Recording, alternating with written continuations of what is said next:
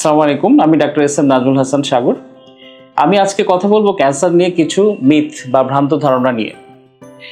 আমার কাছে রোগীরা বিভিন্ন সময় বিভিন্ন রকম কোশ্চেন করে থাকে।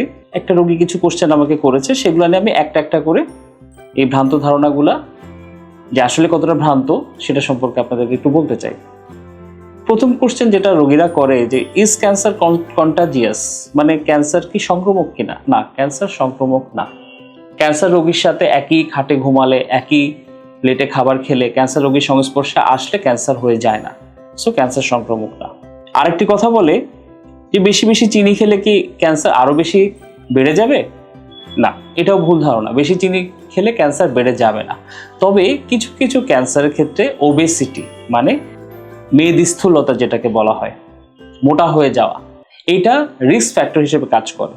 তো চিনি খেলে, বেশি বেশি চিনি খেলে বা বেশি বেশি যদি আমরা ফাস্ট ফুড এই জাতীয় খাবার খাই, তাহলে সেই ক্ষেত্রে যদি মোটা হয়ে যায়, তাহলে সেই ক্ষেত্রে কিছু কিছু ক্যান্সার যেমন কোলন ক্যান্সার, ব্রেস্ট ক্যান্সার, এগুলো হওয়ার সম্ভাবনা বেড়ে যায়।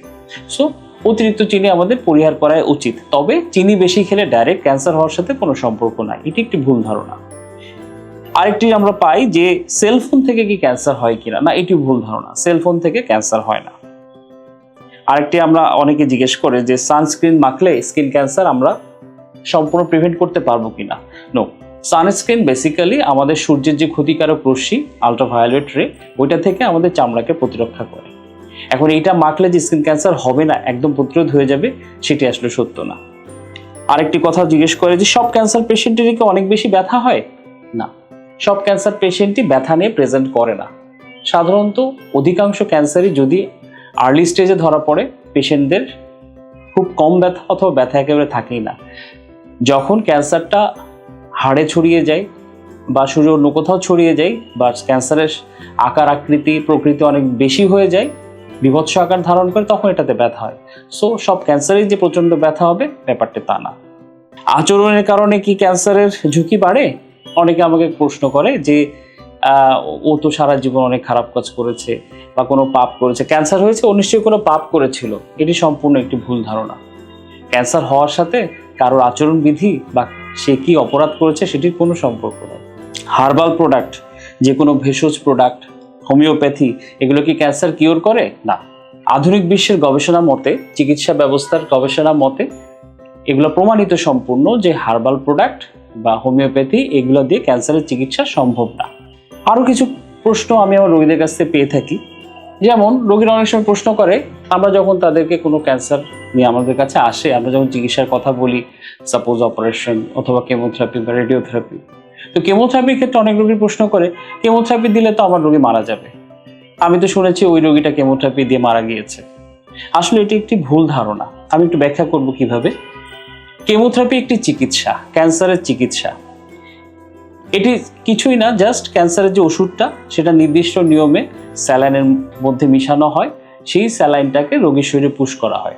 এই ওষুধটি যখন রোগীর শরীরে যায়, তখন রোগীর শরীরে যে ক্যান্সারের কোষগুলো আছে সেগুলোকে মেরে ফেলে। অবশ্যই এই কেমোথেরাপি চিকিৎসার কিছু পার্শ্ব প্রতিক্রিয়া আছে, এবং কেমোথেরাপি দিলে অনেক সময় দেখা যায় যে রোগীর রক্ত যদি অনেক কমে যায়, রোগীর যদি প্যানসাইটোপেনিয়া হয়, সেক্ষেত্রে অনেক সময় দেখা যায় যে রোগীর ইনফেকশন হওয়ার চান্স বাড়ে, হয়তোবা এন্ড অফ দ্য ডে সে মারা যেতে পারে। কিন্তু কেমোথেরাপি দিলেই রোগী মারা যাবে, ব্যাপারটা আসলে সম্পূর্ণ ভুল। আমরা যেটা দেখি সবসময় আমাদের দেশে, যেহেতু সচেতনতার অভাব, অধিকাংশ রোগী কিন্তু আসে অ্যাডভান্স স্টেজ দিয়ে। সো অ্যাডভান্স স্টেজ নিয়ে যখন রোগীরা আসে, তখন দেখা যায় যে আসলে চিকিৎসা শুরু করতে করতে দেরি হয়ে যায়।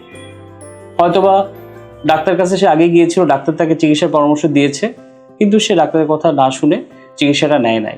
যখন রোগটা অ্যাডভান্স স্টেজে চলে যায়, তখন চিকিৎসা শুরু করার পরেও হয়তোবা সে চিকিৎসাটা কন্টিনিউ করতে পারে না। এই ধরনের আরও অনেক কিছু ভ্রান্ত ধারণা রোগীদের মধ্যে রয়েছে। একটা একটা করে সবগুলোর উত্তর আমি দিব। আসুন এই ধরনের ভ্রান্ত ধারণা থেকে আমরা নিজেদেরকে দূরে রাখি, আমরা বিশেষজ্ঞ চিকিৎসকের পরামর্শ নিই, সঠিক সময়ে সঠিক রোগ নির্ণয় এবং সেটা চিকিৎসা, এটাই ক্যান্সার চিকিৎসার মূল পন্থা। সবাইকে ধন্যবাদ।